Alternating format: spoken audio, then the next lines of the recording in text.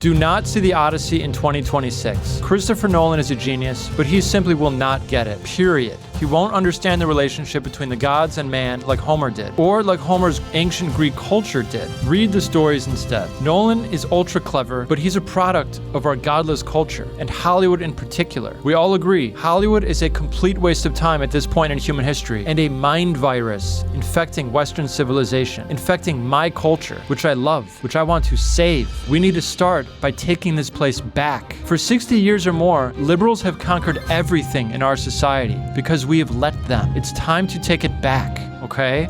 Especially pop culture.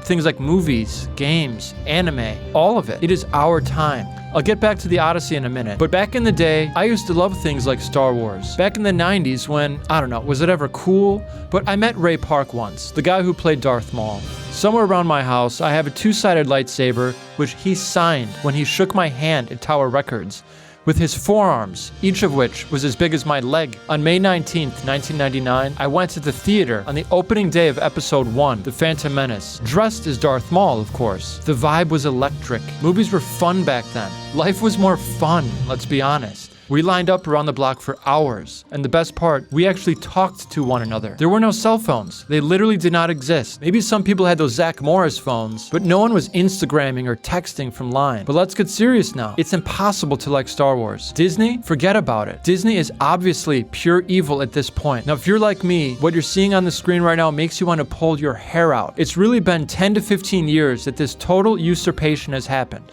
But in other ways, it's been a process of decades, even centuries. What do we do about it? As I said in the beginning, we need to get out there. That's why I started this channel. Stories and popular entertainment, that's my world, my sphere. You must do something though. You must do the same thing. One of the things liberals do well is get out there. They take up space. They've taken over everything, but it's time we take it back with true virtue. They're gonna vilify us. They're gonna say we're hateful. They're probably gonna stage some false flag attack and call us Nazis and homophobes and anti-Semites. Their playbook consists of literally 3 techniques.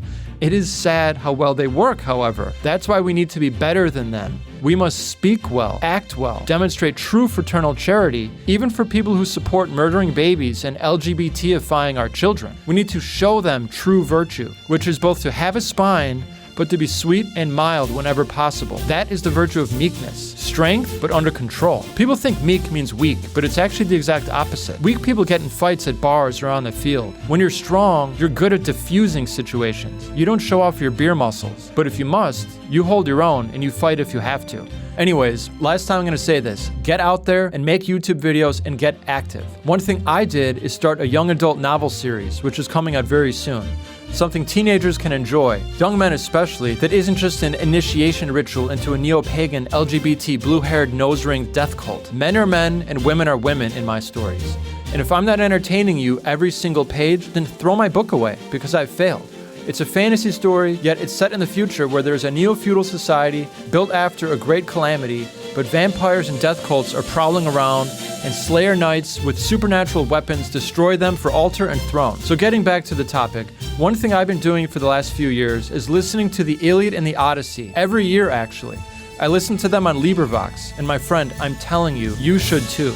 And I'll just say it, do not go to the Hollywood movie in 2026. Christopher Nolan is a genius filmmaker, but sadly, he is in the same godless darkness as the rest of them. He's worse in a way, because he's more intellectual. He's less in your face about promoting death cult values, but they're there. I didn't even see Oppenheimer because I heard that there was so much lewdness in it. I guess maybe one scene in particular, but I have a zero tolerance for it. Now, the internet says he was raised Catholic, but he clearly has abandoned these ideals, I should say, meaning he's probably either an atheist or an agnostic. Now, I've definitely enjoyed many of his movies, don't get me wrong, but he's lacking essential values that might make his movies really worthwhile, beyond the spectacles and the mind-blow narrative labyrinths he constructs around your brain. The worst offender for showing how misguided he is, I would say, is Interstellar. This is what you get when a person with a high IQ has been detached from the truth of man's place in the universe for far too long. Mr. Nolan, my friend, if you're listening, Christ is king. Accept it, and you will get back on track. Interstellar might have the worst ending I've ever seen. I won't spoil it, but it's because he obviously does not believe in heaven, hell, judgment, or any sense of a personal God who cares about mankind. Don't bother watching it if you haven't seen it. He blows your mind with special effects, and certain ideas, but the ending, it ruins everything. Now back to the Odyssey. He simply will not understand it. Again, I say, do not go and see it. Go to librivox instead and listen to the real deal. Pause this video right now, at least download or open up the app to remind you later. Listen to it while you're driving. It is so good for your heart, your mind, and your soul. Listening is even better than reading it in this case, considering the Iliad and Odyssey were both designed originally by Homer to be heard and performed by a bard. Him, firstly.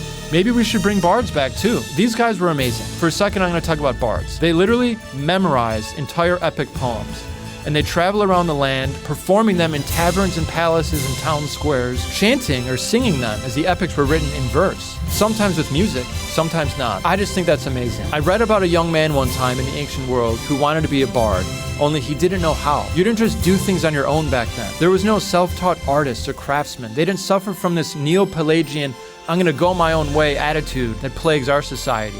People then knew they needed to apprentice with a master and learn at his feet. They wanted to apprentice because they were humble. But this young man, he didn't know any bards in his town. It wasn't his family business, I guess. I don't know. You needed an exceptional memory to begin with, and that took training. Not to mention access to the actual story, the epic poem itself, which only existed inside a bard's head. It wasn't written down anywhere for probably centuries, at least decades, I don't know. So this young man heard about some bard who performed on the other side of the kingdom. He walks for weeks and weeks, even months. He didn't write a letter or even let this bard know he was coming. He could have just been sent away packing and have to walk all the way back, braving wild animals and robbers and all the rest. That's just how they did things back then. You left home to see about a job, and realistically, you might have never seen your family again because a bear ate your leg and you bled to death. This guy walks with the clothes on his back, eating and sleeping whatever and wherever, and then he finds the bard. He begs him to take him on as his apprentice, and the bard accepts. He trains him, teaches him how to train and expand his memory, practicing first on smaller poems and then leveling up, how to perform for an audience, how to speak to be truly captivating. We still have bards, sort of anyway, storytellers I guess. Performers like this guy who reads the Iliad on librivox, which you simply must get. He's just a regular guy. He does different voices for the characters, for Hector, Achilles, Jupiter, Agamemnon, even Venus and Minerva, which is hysterical how he does this. He does this grandiose mid-Atlantic woman voice. It's hysterical, but it's not silly. I genuinely get into the story, into the drama. And there's no liberal irony in this. This is sincerity. The Odyssey is read by a different guy. It's an older guy. It sounds like your grandpa reading you a story, and it's perfect because Homer actually wrote the Odyssey much later on in his own life. It's more, I don't want to say mature because that makes it sound lame or subdued in some way, but it's wildly entertaining. Arguably still the greatest and simply the most enjoyable story ever written by man. The Cyclops eats like half a dozen guys in one scene. Odysseus is forced to have sex with the goddess every night for 7 years straight. It is not boring, trust me. Someone once said the Greeks, and specifically talking about their stories, these two epics in particular, are what you can call the childhood of Western civilization. Aesop's fables would be included as well. They're outrageously enjoyable, simple, delightful, but also insightful. Even a few centuries later with the Romans, things got more serious, like the Aeneid by Virgil. Now, I haven't finished reading it yet all the way, but I heard it's more subdued, it's less playful, it's just not as fun. Still immensely rewarding, no doubt. But anyways, the Odyssey has just a bit of this august quality. Even Odysseus, who's called Ulysses in this version, he's older than in the Iliad. If you don't know the story, the Trojan War lasted 10 years, then it took another 10 years for Odysseus to get home. So he's not a young man in his prime anymore, and it is just a touch of this reminiscent quality. It also has the coming of age of Telemachus, who's 20, and these two plots are interwoven. Spoiler alert, I mean, seriously, it's been almost 3,000 years. I think enough time has passed. So the suitors want to kill Telemachus and marry his mom. That's Odysseus, his wife, obviously. But Telemachus is too young in the beginning to do anything about it.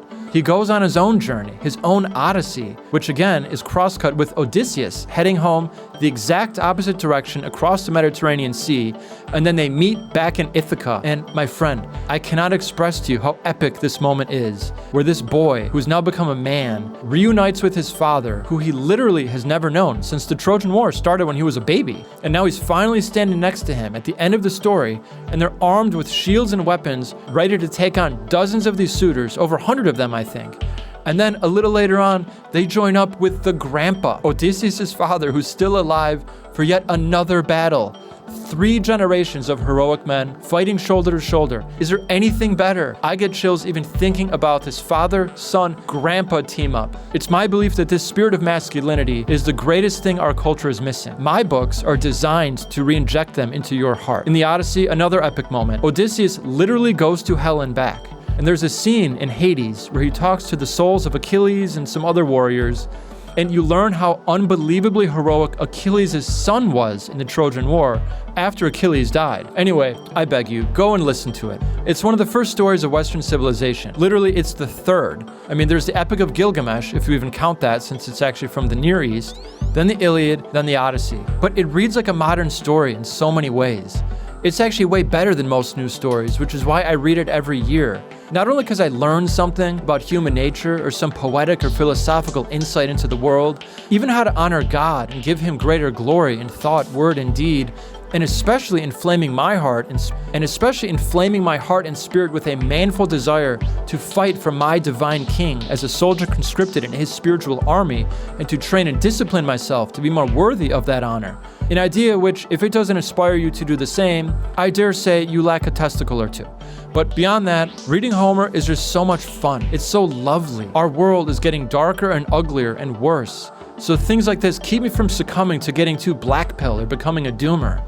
My inner world is not getting darker or uglier or worse in any way at this time, but quite the contrary. Every day might be the best day of my life because of what I fill my head with, my heart, my soul. They shine with an ever brighter light each day, and it should be for you the same. Let me talk for a second about the paganism in these epic stories. Some people, like Christians I know, they make the mistake of swearing off everything pagan. I get it. But it's a huge mistake, and here's why. Firstly, the ancient Greeks didn't know about Christianity, or ancient Hebraic monotheism as far as we know. But they did have some groping for the truth, for how to invoke divine assistance. I mean, they literally invented philosophy, or at least discovered it. Think about that. Not China, not India, not Africa, not Northern Europe, Greece. Now, there's some debate about whether Plato and even earlier philosophicals, they may have actually encountered the ancient Jews, the 10 lost tribes of Israel specifically, and they got a philosophical jumpstart, so to speak, from prophets like Jeremiah, who Plato may have actually met in Egypt. Not to mention that the Psalms of David and the wisdom books of Solomon all predate Homer, Hesiod, Socrates, all the best of the philosophers of the pagans by between 1 and 5 centuries, literally almost half a millennium. But in any case, what's clear and historically demonstrable is God had a plan for the Greeks. Now, the sense of the divine, it's all throughout the Iliad and the Odyssey. Their world is saturated in spirituality and man's relationship with the divine realm, for good and ill. Even though, of course, they misunderstand God as the gods, being polytheists. But Homer himself begins each poem by invoking the divine assistance to enlighten him to tell the story well. He called them the Muses. Now, to the degree that there are or were actual spiritual entities called the Muses, or Zeus, or Athena, and yeah, if you pinched incense to them and offered a bracelet hoping for favors, I mean, yes, those are demons. But Homer is also just asking for divine help as best as he can. The Catholic saint Justin Martyr, born in 100 AD, he referred to Socrates as a Christian, a proto-Christian you could say, even though the pagan philosopher lived over 400 years before the birth of Christ and on the other side of the Mediterranean from Israel. Why? Because Christ is the Logos, divine wisdom itself, and Socrates is one of the greatest philosophers, literally lovers of wisdom, seekers of Logos there was. Therefore, he loved the Logos, he loved Christ, even if he never knew of his incarnation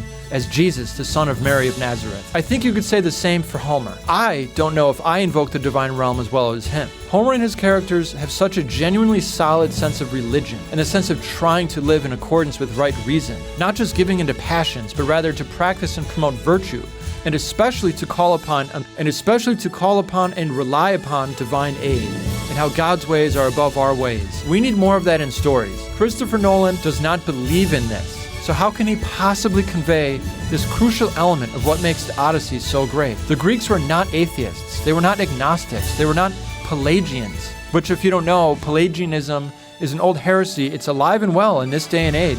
It basically says we don't need God's grace or any divine or angelic assistance. We can do it all by ourselves. We can pick ourselves up by our bootstraps, and by our own efforts, through sheer willpower, we can achieve greatness. Now, that has actually been in America from the beginning, hasn't it? Sad to say. The entire self-help section of the bookstore, guys like Tony Robbins or the New Age, I don't want to go too far astray. I'll touch on this in a later video because I was actually into the New Age and Tony Robbins myself at one point.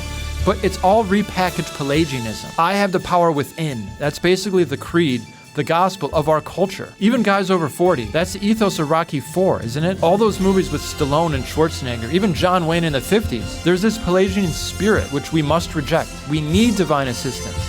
But even what some people call the heyday of so-called masculine conservative Americana, the 50s, the 80s, the Reagan era, no, it's all man-centered. I don't need God's grace because I have the strength within Pelagianism. That's why you'll never hear me say, make America great again. I'm gonna ruffle a feather here, but the truth must be unleashed. We were never that great. I love America, okay? It's my home, my motherland. But 13th century France was great. I'll go into it in another video, but that was the high watermark of human civilization. 13th century Christendom. But America, we had some good stuff in the past, but it was mostly because we stood on the shoulders of the end of Christendom, right? The collapse in many ways brought about by these, the founders of our nation, the Judeo-Masonic guys who rejected Logos because they rejected both Jesus Christ and his one true church, which must be honored and installed as the soul, the spiritual center of our nation. Otherwise, we're stuck between the mainstreams, Disney, follow your dreams, relativistic, sodomy-friendly libertarianism on one side, or this rising neo-pagan Norse old ways, traditionless LARPing on the other, both of which are bereft of Logos. So I'm very confident. For America, our best days lie ahead. As for the Greeks, they were not Pelagian. They certainly strove for excellence, but always by beginning, ending, and accomplishing everything with the divine assistance, careful not to offend heaven or the divine, however imperfectly they understood God. How many Christians or conservatives are that devout? I've learned a ton about how to be a solid man from these stories. Also about living and even practicing religion by annually reading the Iliad and the Odyssey. And my Christianity helps me read the Iliad and the Odyssey, because my religion guides me to know what's good and worth following and what silly pagan nonsense to disregard. I know they have no sense of the cross, the theological virtues of faith, hope, and charity, or how to eradicate sinful desires from my heart, so I don't treat it like a catechism. It's primarily entertainment with a double dose of ennoblement, at least in the natural virtues. But one thing I don't do is throw out these amazing books, and you shouldn't either, because they're immensely valuable for anyone serious about saving and building up our culture. Just don't read them for tips on burning the thigh bones of an ox hecatomb to Apollo and you'll be fine. My friend, if you're enjoying this video so far, hit the like button. It helps others find this channel. If you think Western civilization is worth fighting for, and specifically that stories and popular fiction is a worthy vehicle for injecting truth, beauty, goodness, authentic masculinity, and order into our society, if you think we need people that will never compromise with the death cult valleys of the modern world, hit the like button. Also, subscribe.